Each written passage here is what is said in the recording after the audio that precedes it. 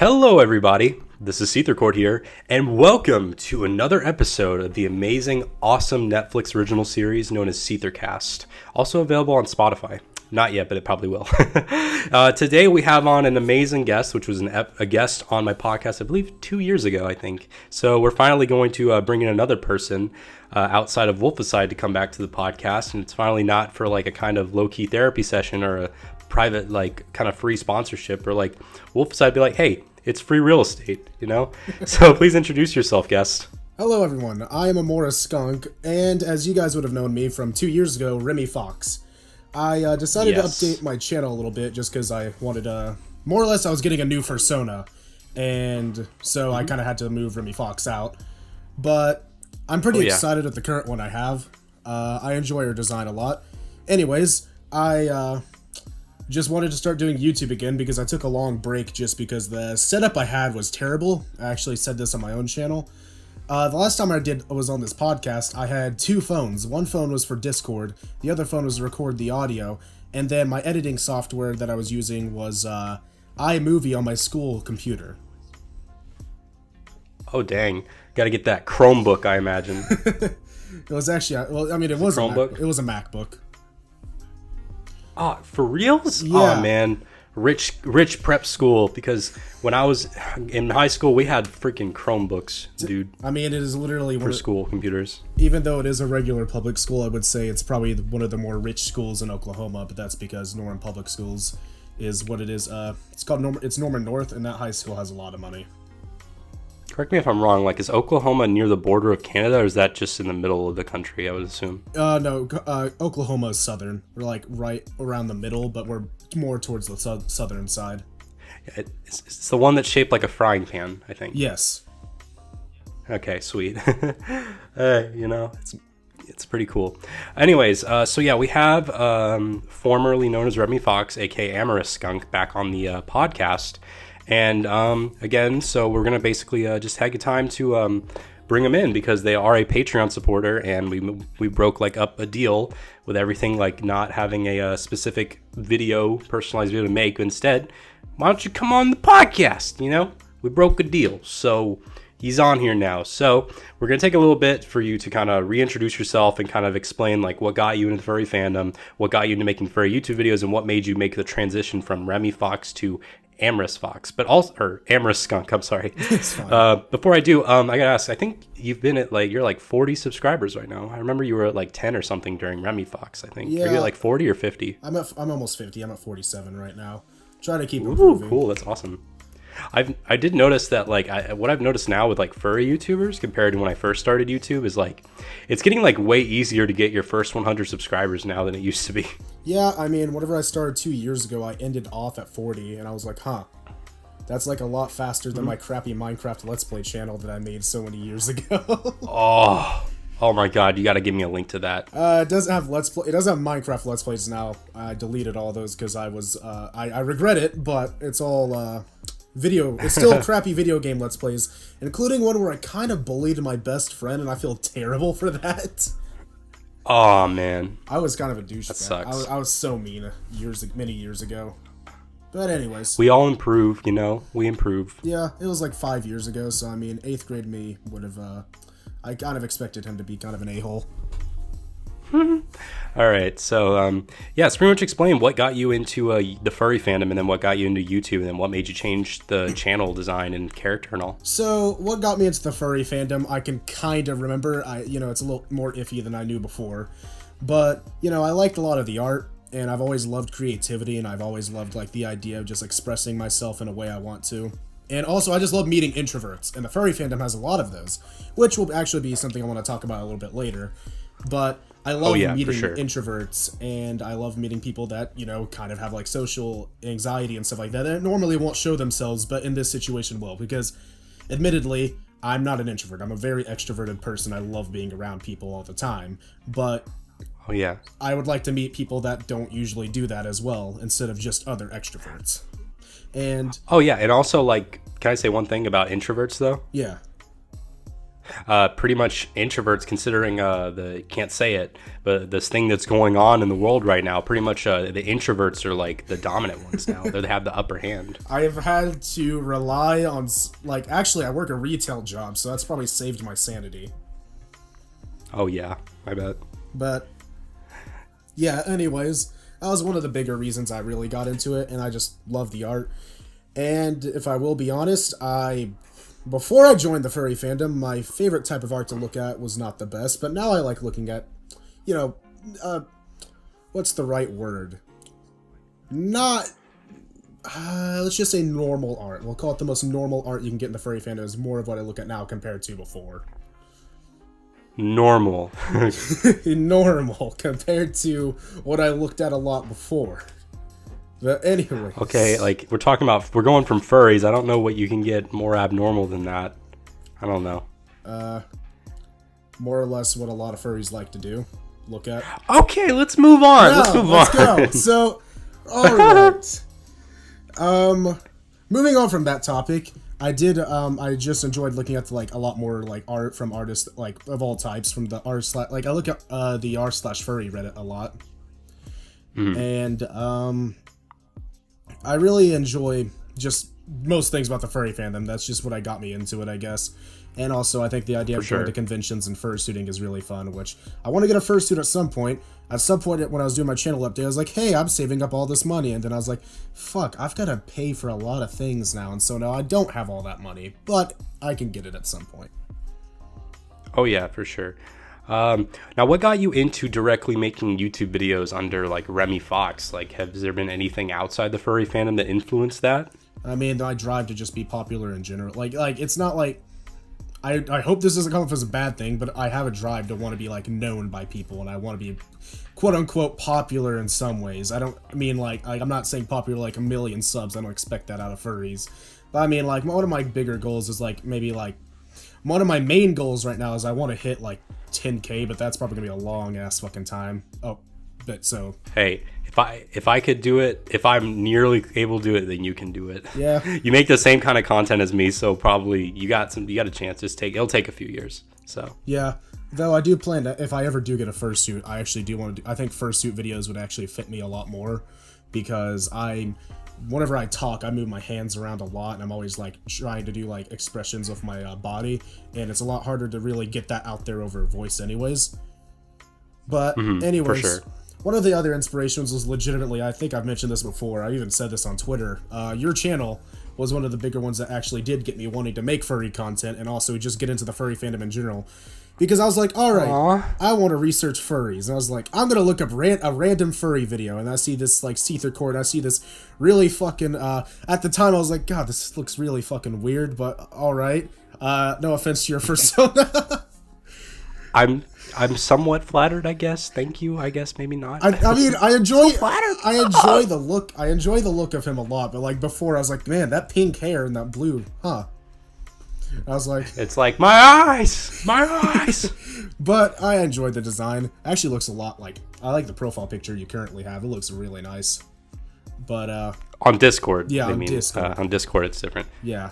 Don't add me on Discord if you don't randomly know. Be like, oh, hi, Seether. No, it's fine. You can message me if I want. Just don't expect me to respond in the next 5 seconds. But yeah, I would know. So.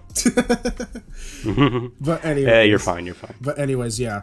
I was gonna say that you're one of the biggest reasons why I actually got into the furry fandom completely, because I just watched your content and I was like, wow, this channel is actually pretty cool. I like this guy. And then I was like, oh. Huh. This guy's straight and I'm straight. And I'm like, I don't care if someone's gay, obviously, but I'm like, man, that actually kind of just made me a little bit more easier for me to get right into it, instead of the furry fandom, is there's a lot of gay people. It's just, you kind of notice, oh, yeah. You really notice it. And so I was just surprised whenever I found out you were also straight. I was like, oh yeah, I was like I could relate to your content. I could relate to that one video you made about straight furries a bit. Oh yeah, we gotta stick together, us straight furries. No hate on the gay furries, but just saying, we're a hybrid species. Hybrid species. Anyways, yeah, we were grown in a lab. Yes, we for some reason joined a fandom about I don't know. I guess it's kind of I don't know if like I don't know how to describe it. We joined this fandom. There's a lot of people that are gay, and we're like, yes, we're coming into this fandom straight. Though at the same time, Odin Wolf has predicted that anyone who comes into the fandom straight will turn gay, so I'll see if that happens at some point. Though, I know you have a girlfriend, so... It's either, like, this guy... It's pretty much gay guys and repressed bisexuals, that's all. You know, to be fair... Maybe. I won't completely deny that I am, like... You know, I have a little bit of gay now, but, like, I mostly prefer women. Oh, my God. My God, no! I'm not letting it infect me. I'm not gay. Furry fan, I gotta leave. I gotta keep the I shouldn't say toxicity. I gotta keep the gay out. You know, it's not gonna get to me. Gotta get the hand sanitizer and the face mask. Oh yes. Get infected with the gay. Yeah. Okay. Anyways, I guess we should probably move on off of my channel and stuff now. Oh, quickly, can you explain what made the change from Remy Fox to Amoris Skunk, though? Oh, yeah. It's Amoris, by the way, which I know it's, like, spelled like Amor... I tried doing the weird spelling, so it didn't sound like amorous, because amorous is also, because... It's a sexual term. Not more like there's a sexual game, but anyways. Oh, God. Anyways, so I spelt it weird, so specifically I'm trying to go by Amoris. And sweet. The reason why it's a skunk is actually because honestly, one of my friends was like, you know, I don't even like. There's this one guy he watched on YouTube or whatever is like he doesn't even dislike. The guy said he doesn't dislike furries. He just doesn't like how there's so many canines. I'm like, you know, he kind of has a point. Oh yeah. And so I'm like, oh yeah, and I'm one of the flaws. And I was like, you know what? I'm gonna switch to another animal that I think looks pretty cool. I think regular skunks are okay. But cartoon skunks look really nice, and so that's why I went with a skunk. God. You're gonna get like a fucking Pepe Le Pew going up in here, maybe minus the low-key sexual assault, but you know. Who knows? No, I don't. No! Alright, so that's pretty cool that you switched to a skunk, though. You know, I was gonna just say, like, oh, you switched to a skunk because you stinky, but, you know. Yeah. I don't want to get into the uh-oh stinky meme because that makes me want to die a little bit. But anyways, next thing I want to bring up is let's talk about the whole like social anxiety and the awkwardness thing that you wanted to get into that you mentioned a little bit like 5 or so minutes ago. Like exactly, tell us why you want to bring that up for today's podcast. Well, the reason why I wanted to bring it up is because my entire life I used to be kind of an introvert, I guess, because my entire life I was always like bullied and always had social issues. And for like, I'd say the past 4 to 5 years, I've actually had the opportunity to work on that, but it's been very hard because, it's probably, I know it's very hard for other people because once you've been put down all the time and kept like where people are always telling you you're dumb or you're wrong or whatever, it's really hard to get out of that mindset. And for a long time, I completely hated myself. And the reason I wanted to talk about this is because I don't really have any issues with that much now. I occasionally, like, you know, might think, like, get kind of, like, down a bit, and I'm like, man, I'm really dumb, and I guess I just don't do things right. But that only happens, like, I'd say, like, once or twice in a couple months. Nowadays, I've learned that the best way to go about... Like, I am very socially awkward still. That is something I'll straight up admit. However, the way I've worked on that is by kind of just faking it. I pretend that I have a lot of confidence, and now at my job... Most people think I'm a super confident person, despite the fact that in my head I'm like, oh fuck, I'm doing something so stupid. Oh, I'm so awkward. Oh, I'm so awkward. You're a Chad. You're a Chad. But in my, I tell myself, I just like, all right, I'm gonna use my acting class lessons and just pretend I'm confident. And I'm kind of like the same in a way. I'm not really like, how do I say? I'm kind of like Lugoshi in a way. That might be why I don't like Lewis, which we'll get into in a second. Because I'm like, I have this, at least I've always grown up with like super awkward social skills as well growing up. But I've gotten a little bit better. And like, my girlfriend goes on about, oh, you're so tall and cute. But then I'm like people's like, oh, he could be a really confident person. But still, I'm just kind of like, meh, in my own like kind of bubble. And like, you're so weird, Seether. So it's just kind of like, yeah, I'm Lugoshi. But no, we got to get into for a second the Lewis debate, because bring up exactly why you wanted to debate Lewis again. Oh, Louis. I was kind of just gonna Lewis. Yeah. It's like King Louis from France. Pretty sure that's right. Okay, makes sense. You know, if I'm wrong, then I'm so sorry, but I'm pretty sure there's a King Louis from France and all that. Anyways, I mainly was bringing it up because I was going to joke around at first, but, you know, you disrespected my man Louis, and I'm just saying, I know he's kind of an a-hole, but he has a lot of character development, and I just think that, you know, whenever I was watching the show, I hated him a lot of the time. I was like, God, I hate you. You're such a terrible person. Then I'm like, oh, you're really not a terrible person. You just have a lot You're just an asshole. You just have a lot of issues. Like, yeah, I'm just like, here's the thing. It's like, we're talking about Louis from Beastars. Like, okay, come on. It's like, is there a thing, like, is that like a common misconception that he's Louis? Because I swore, like, when I watched the English sub, like the Japanese dub, like the English subtitles called him Louis or something. Well, no, it's spelled Louis, but the S is silent. Well, I and S are silent. Okay, but like the thing is, like, I watched the dub. Like, I made the top. Me and Cramshy made the hottest furry characters. Mm-hmm. And we're on like a different playing field because you got pissed off because I was like, I don't like Louis. Here's the thing, I understand he has development and everything. It's just like, at the same time, I'm like, I just don't like seeing Louis on camera in the show. I don't know why. I just really enjoy watching him because I think he, like, first of all, his character development. It's not even development. That's not the right word. It's just you learn more about him and why he is the way he is.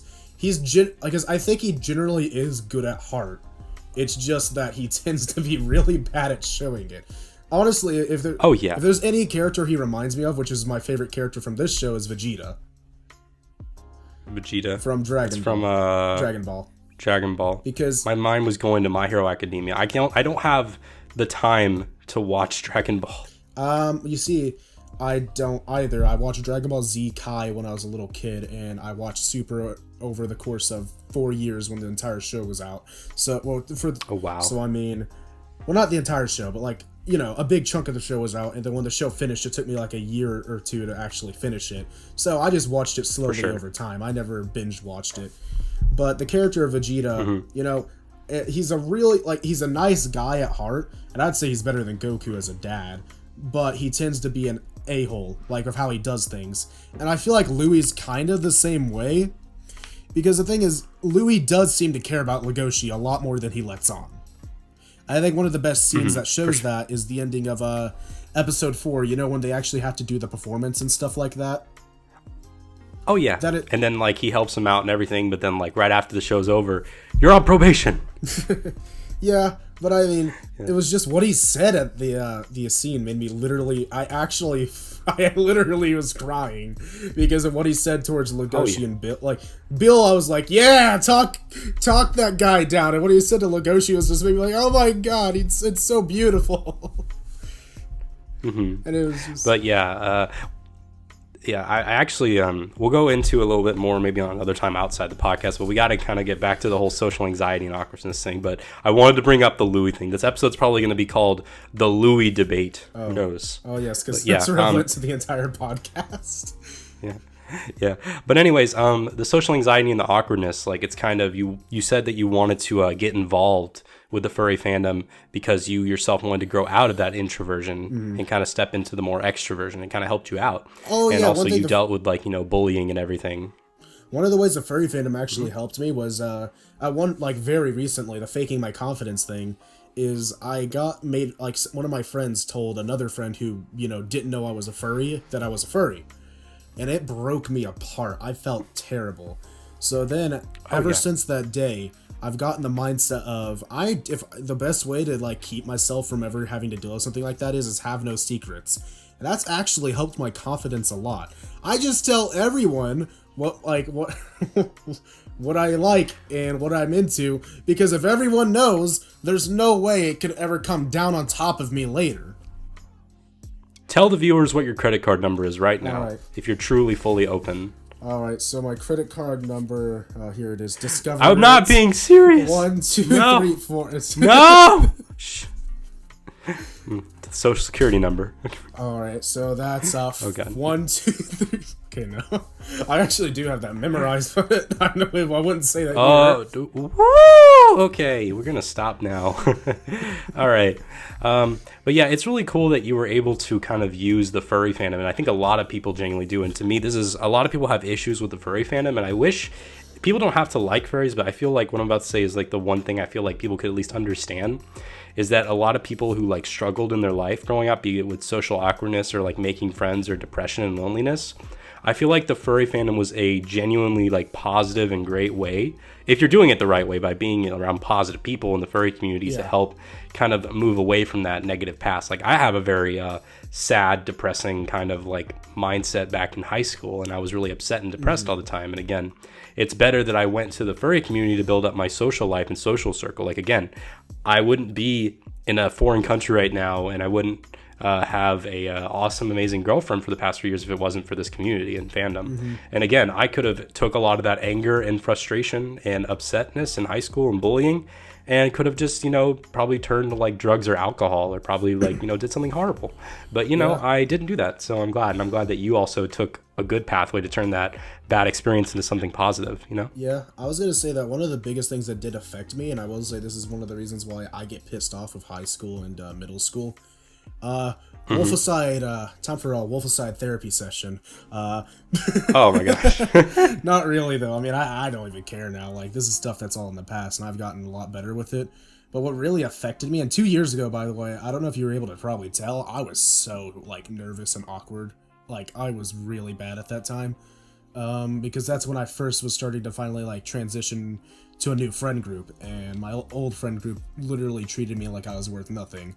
Because here's the thing, I actually got bullied, like for the first 2 years of high school, I was literally bullied by my quote-unquote friends. Like, they always said that what I said, they said what I was stupid, they always said I was, like, everything I said was dumb. They always talk about how I said dead memes. I'm like, okay, cool, I don't really care.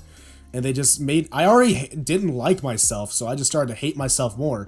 And it got really bad because they hated me for hating myself, but I hated myself a lot because of them, so it just turned into a circle of they hated me for the reason why, like, what they caused. And, it's the hate train. And so I had a lot of social issues from that.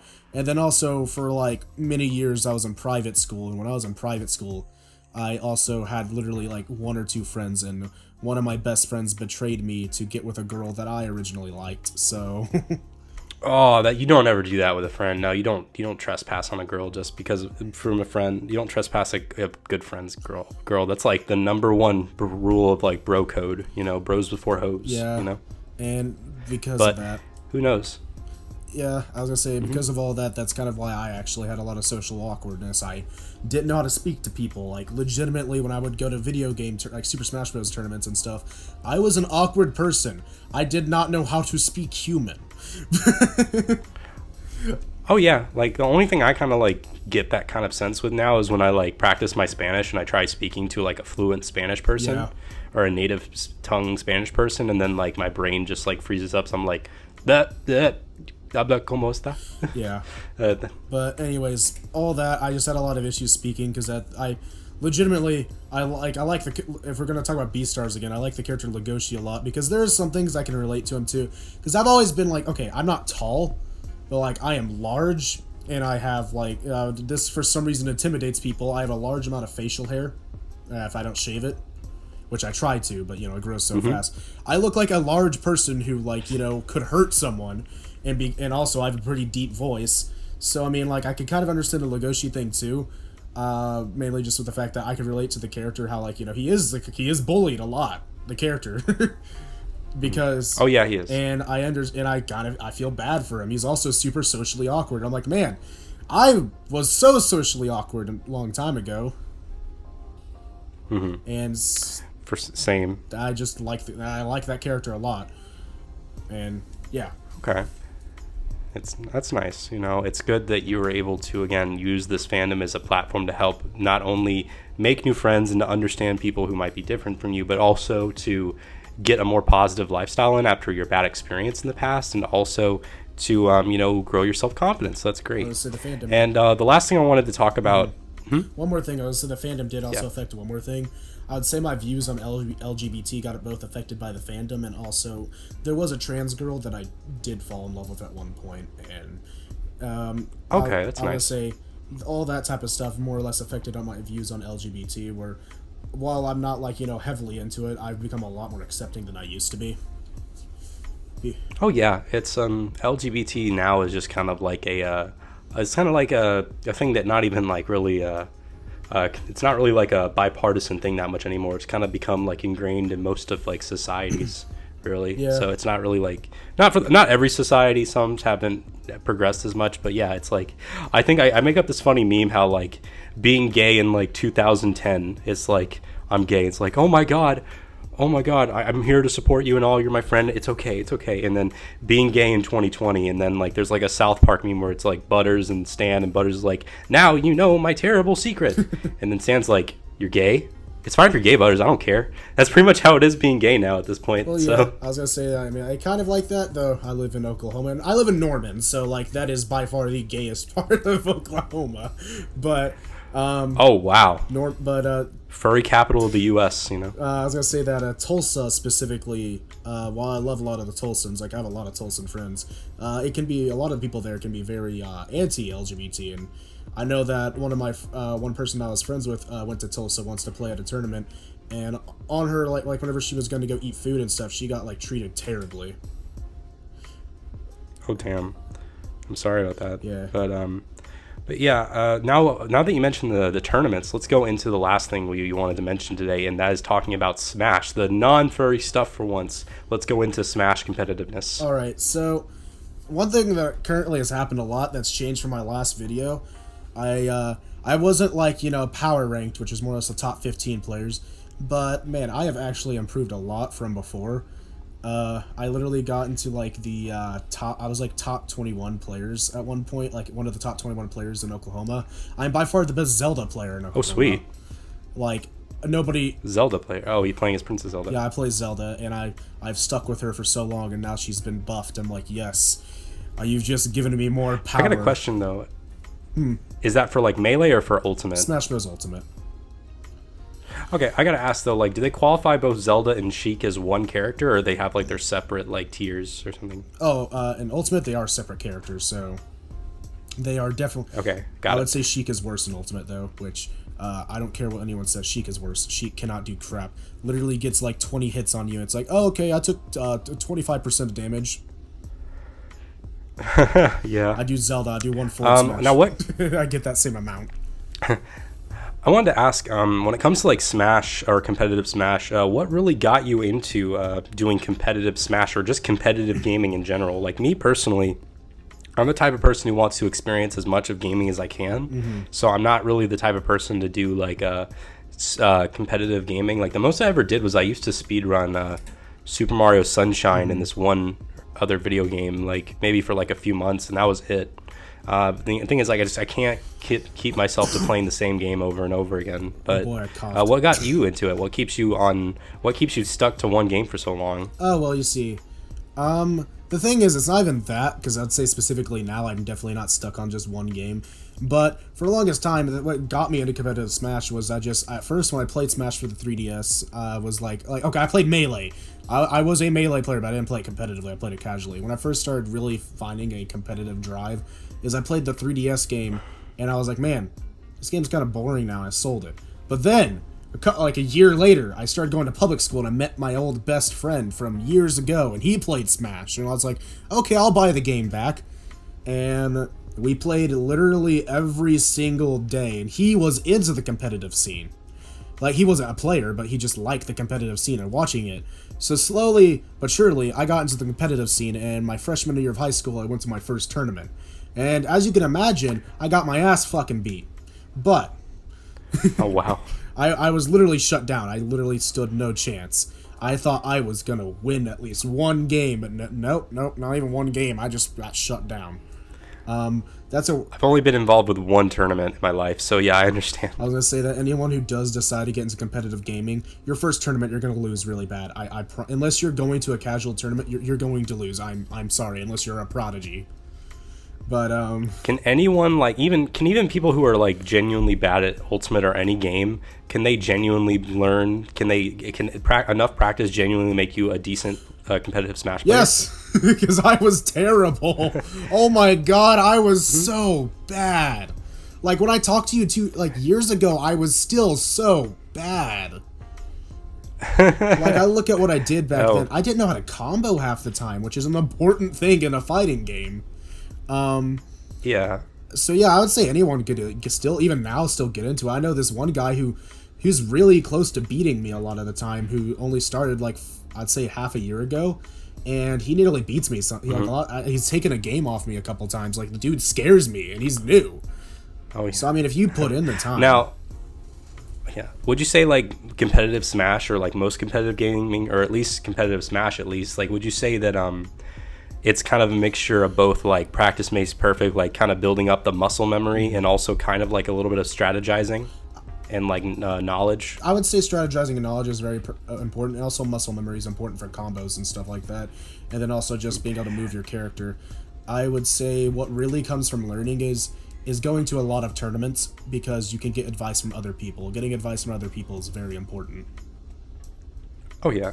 Would you say that when it comes to like the physical health and well-being of like competitive gaming, like would you say like there is any like health concerns with like competitive gaming? Like do you have to remember to practice like, you know, stretching, like making sure your hands aren't tensed up, sitting in a good posture? Also, how about the state of your controller? Do you notice like competitive Smash players, do they tend to have like controllers that don't last as long as your average controller use or something? I wouldn't say that unless a Smash player is just one of those guys who rage. I'll explain that in a second. But whenever it comes to health and stuff, honestly, I've never really done any stretches. I personally feel fine. The thing is, what I would suggest is like the only health concern I would have is sitting down all the time. But at the same time, I would say I stand up more at tournaments, just because I walk around a lot and go talk to everyone I can.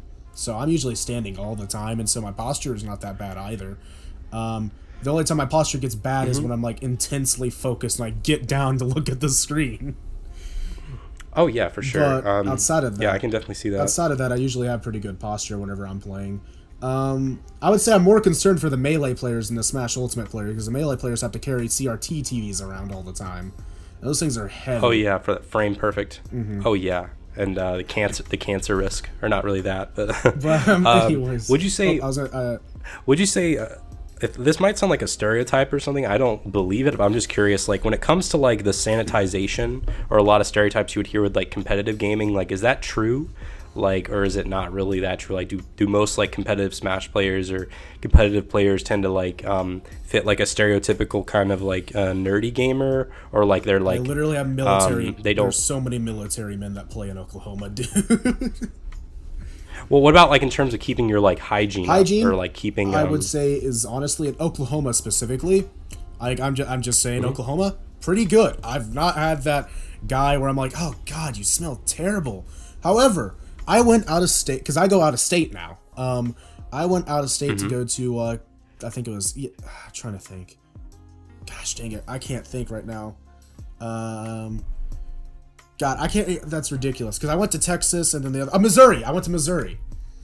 Whenever I went to Missouri, I'm not saying it was a Missouri player. I went to a tournament that had a lot of, like, out-of-state players. And so I don't know where this guy came from, but they actually had deodorant sitting at the very front of the tournament.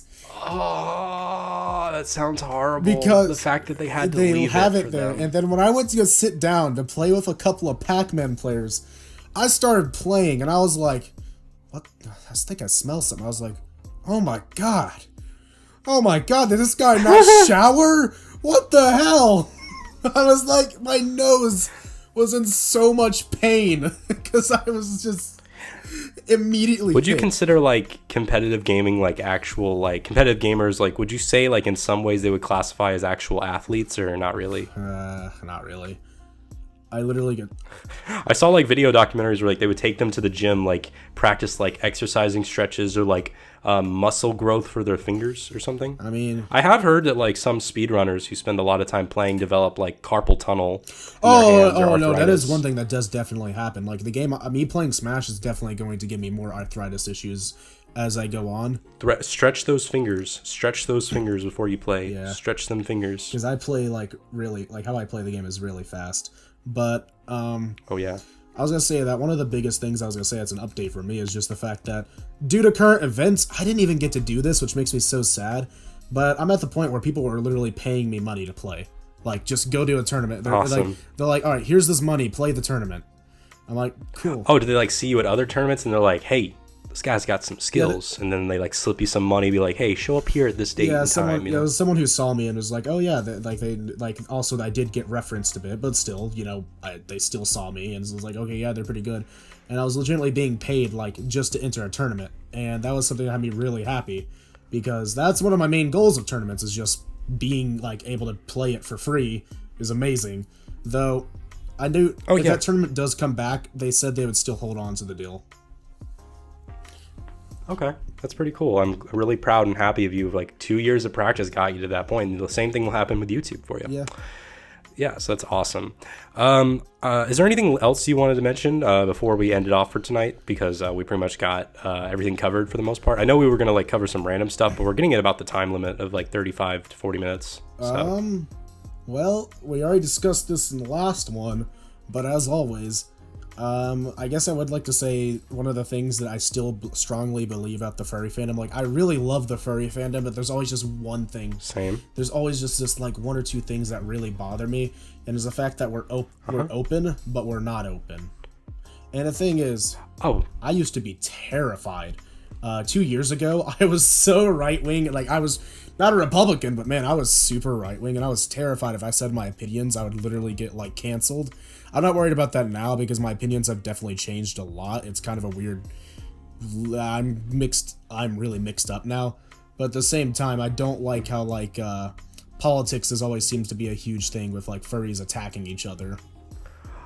Oh yeah, like here's the thing. What I'm kind of getting at it. Like I know that like politics can be very divisive, and they still kind of are. I would say that they were way more divisive like about 3-4 years ago, but right now I think we're starting to get to the point where, at least here in the US or something like that, we're kind of getting like, we're starting to kind of learn it's like not really like more like divisive. It's not really like, oh, you're on this or I'm on this side. It's more so kind of like, just kind of like, there's not really like a side thing. It's more so like, it's pretty much like 95% of people are like decent or have like average typical views, be it more left or right, and then like the other 5% is just an extreme of both sides, So yeah, it's just like most of us are normal. The only reason we kind of hear like about like a lot of these crazy stuff happening from both extreme ends is because of that 5% or 5 to 10-ish% is just the loudest minority. I mean, yeah. So it's just I just see it a lot. So again, it's probably because it's Twitter, but I do see a lot of it on Twitter. Oh yeah, that 5% is pretty much on Twitter.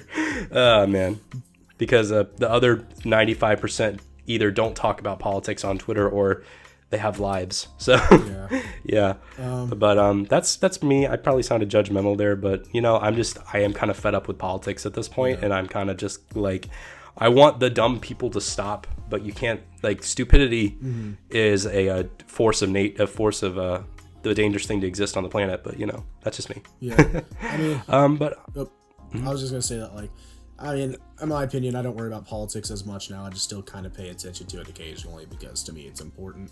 I know that at one point my mom actually, you want to hear a quick funny story? Oh yeah, my sure. Politics card, my registration to vote came in, and my mom saw it and was like, Dakota, you're not a Democrat, are you? And I'm like, what? Oh. The thing is, I'm not even a Democrat. What's funny is she saw me put down. My dad confronted me about this too, and they're both like really concerned and I'm like, no, I'm a libertarian. There's a big difference because they saw lib and just immediately thought Democrat. It's funny. It's like, that's again, like being in the, like, again, also like the Southern viewers out there, you can relate to this.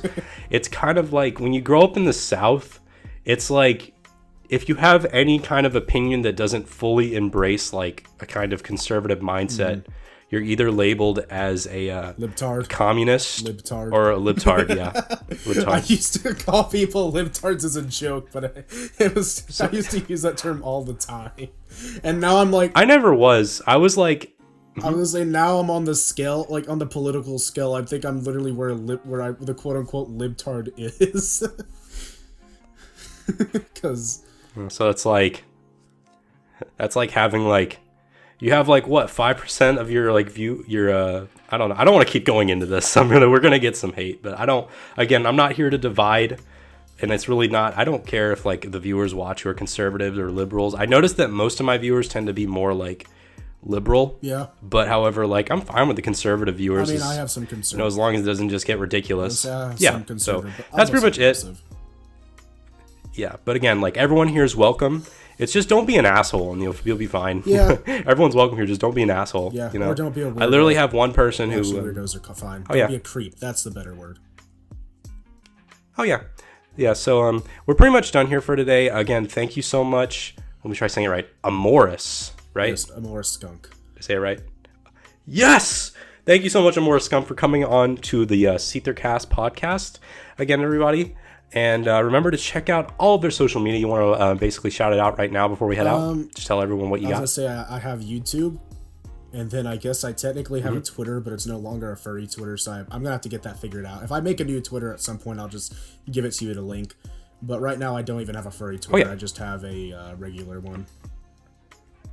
And all that will be linked down in the description down below. Again, thank you guys again so much for watching this content for the SeetherCord YouTube channel today. If you enjoy my content and want further help out my channel, please consider joining me on Patreon as well as my coffee. Remember to smash that like button, turn that notification bell, and subscribe all together. Make sure to check out my main gaming channel known as SeetherCord Games and my no commentary gaming channel known as Seether Chills. All that will be linked down in the description down below. Again, guys, thank you all so much for watching this video. Thank you specifically, Amoris, for coming back onto the channel to give an update and everything. I love having people like you on, and there's some people that I don't like having on as much, but you definitely are on the top tier. Loving. Maybe you can come back for a third time. Who knows? Yes. Again, I've been SeetherCord. They have been Amoris, and we will see you guys in the next video. Goodbye, everyone. Oh, there's a star. I need to get to that, but I don't know how. Okay. The clap of my ass cheeks make it too hard to sneak by. Okay.